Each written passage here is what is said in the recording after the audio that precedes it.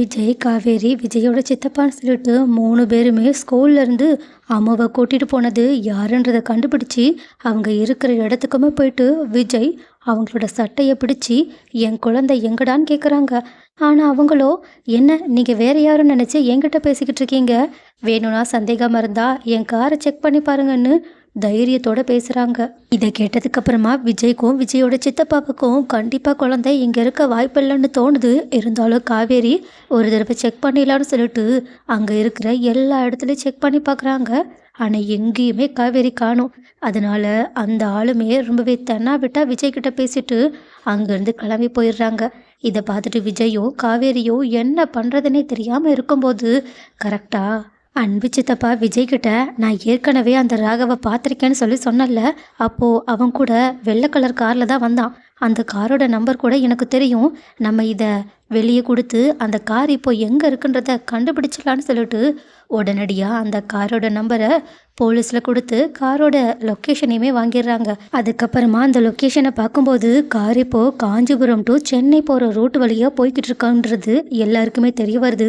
இதை பார்த்துட்டு பதட்டத்தோட விஜய் காவேரியை கூட்டிகிட்டு சித்தப்பாவோட சேர்ந்து காவேரி பாப்பா போகிற ரூட் வழியாக போய்கிட்டு இருக்காங்க. அதே நேரத்தில் சித்தப்பா கரெக்டாக லொக்கேட் பண்ண இடம் வழியாக தான் இப்போது காவேரியை ஒரு 4-5 பேர் காரில் கூட்டிகிட்டு அந்த வழியாக போய்கிட்டு இருக்காங்க. ஆனால் போய்கிட்டு இருக்க காவேரியோ பயத்தில் அழுதுகிட்டே என்னை எங்கே கூட்டிகிட்டு போகிறீங்க, எனக்கு என் அப்பாவை பார்க்கணும், என்னை இப்போவே என் அப்பா கிட்ட கூட்டிகிட்டு போங்கன்னு சொல்லிட்டு அழுது கெஞ்சிக்கிட்டு இருக்காங்க. அவங்கள பார்க்கும்போது நமக்கே ரொம்பவே பாவம் போல் இருக்குது. ஆனால் அந்த காரில் ராகவ் செம்ம வெள்ளத்தனத்தோட கெத்தாவும் திமுறாவும் உட்காந்துருக்காங்க.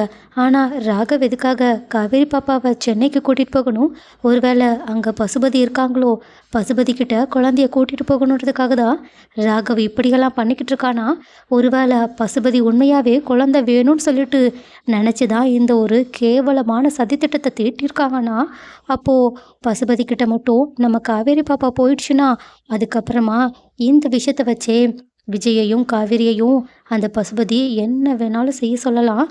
ஆனால் அதுக்குள்ள காவேரிக்கும் இந்த விஷயங்கள்லாம் நடக்கும்போதே தன்னோட குழந்தையும் தன்னோட ஹஸ்பண்டும் நம்மளை எதிரியாக பார்த்துக்கிட்டு இருக்க பசுபதியால் தான் கஷ்டப்பட்டுக்கிட்டு இருக்காங்கன்றத கூடிய சீக்கிரம் தெரிஞ்சுக்கிறதுக்கான வாய்ப்புமே அதிகமாக இருக்குது. எல்லாத்துக்கும் மேலே இந்த மாதிரி பசுபதி கூட ஏற்கனவே விஜயும் காவேரியும் நிறைய விஷயத்தில் ஜெயிச்சிருக்காங்க. அதே மாதிரி இந்த தடவையும் அவங்க ஜெயிக்கணும். எல்லாத்துக்கும் மேலே எப்போவுமே விஜயும் காவேரியும் பிரியறதுக்கு பசுபதி தான் ஒரு காரணமாக இருப்பாங்க.